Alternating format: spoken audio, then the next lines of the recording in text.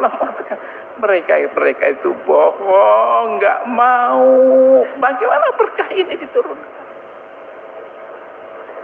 Yang ketika mendirikan jalan keluar dari kesulitan. Allah berfirman dalam surat At-Talaq itu ayat 3. Wa may yattaqillah yaj'al lahu makhraja.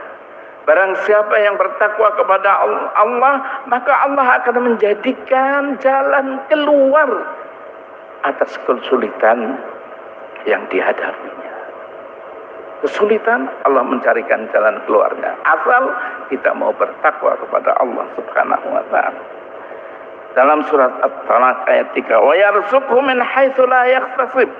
Allah berfirman, dan akan memberikan rezeki yang tidak diduga datangnya. Kemudian Allah juga berfirman, wa may yattaqillah yaj'al lahu min amrihi yusra. Barang siapa yang bertakwa kepada Allah, maka dia Allah akan menjadikan baginya kemudahan dari kesulitan